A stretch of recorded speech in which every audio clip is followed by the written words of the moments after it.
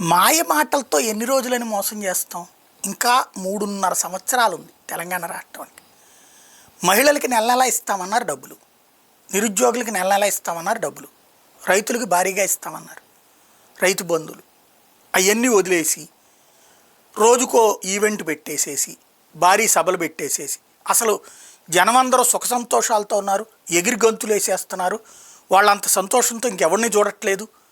రేపు పొద్దున కోటీశ్వరులు అయిపోతారు, ఎల్లుండి లక్షాధికారులు అయిపోతారు. అంటే కోటీశ్వరులు లక్షాధికారులు అవుతారు, అంతే తప్పించి లక్షాధికారులు కోటీశ్వరులు కాలేరు. ఓ విచిత్రమైన స్టేట్మెంట్. 2029 కల్లా 1 కోటి మంది మహిళల్ని కోటీశ్వరుల్ని లక్షాధికారులను చేసేస్తారట. ఎట్లాగా అంటేనంట ఏంటది, మహిళలకి పెట్రోల్ బంకులు ఇస్తున్నారట. ఒక పేద మహిళ పెట్రోల్ బంకుకు పెట్టుబడి పెడుతుందా? దాన్ని నడిపించగలుగుతుందా? పేరుకి ఆ పేద మహిళలు పేరుతో ఉంటుంది. వాళ్ళు చివరికి ఏం చేస్తారు, అందులో నెలవారీ జీతాలు తీసుకుంటారు. దానికి ఏ కాంగ్రెస్ నాయకుడో బినామీగా ఉంటాడు, పెట్టుబడి అతను పెడతాడు ఈ మహిళల పేరుతో, ఆయన తింటాడు. ఇంత మించి తెలియదా జనాలకి? వెర్యాదోల జనాలు ఏమన్నా. అట్లాగే అదేది సోలార్ ప్యానల్స్ పెట్టేసేస్తే అందరికీ విపరీతమైన ఆదాయం వచ్చేస్తుందంట. సోలార్ ప్యానల్స్తో ఆదాయం ఏమవుతుంది? దానికి కూడా పెట్టుబడి ఎవరి నుంచి తీసుకొస్తారు? ఇది సరిపోని అదేదో ఎవరికి అర్థం కాని అంశం అనుకుందాం. ఇకపోతే హైటెక్ ప్రాంతంలో 3 ఎకరాలు ఇచ్చేస్తాం, వాళ్ళ సామాన్లన్నీ తెచ్చుకుని అమ్ముకోవచ్చు.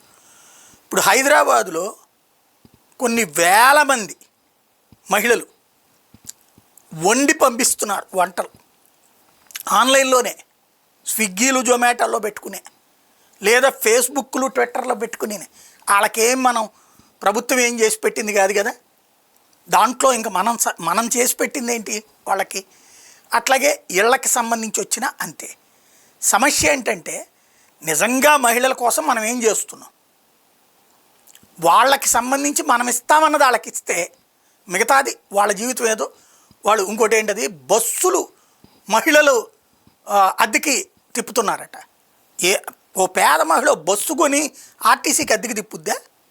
అది ఎవడో బెనామీ, ఏ కాంగ్రెస్ నాయకుడో బస్సు కొంటాడు ఈ మహిళల పేరుతో. అది వాళ్ళకు 5,000 10,000 మొహాన కొడతారు, ఈ డబ్బులు తినేది ఈయన. ఇట్లాగా మహిళలు దాంట్లో సంపాదించేసుకుంటారు, పెట్రోల్ బంకుల్లో సంపాదించేసుకుంటారు, ఆర్టీసీ బస్సుల్లో సంపాదించేసుకుంటారు. ఇట్లాంటిది వినేవాళ్ళు వెర్రోళ్ళు అయితే చెప్పేవాళ్ళు మేధావులు అన్నట్టు ప్రభుత్వం చెప్తూ ఉంటుంటే నవ్వులాటగా అనిపించదా? కాకపోతే ధైర్యంగా చెప్పేస్తున్నారు, గొప్పగా మెచ్చుకోవాలి.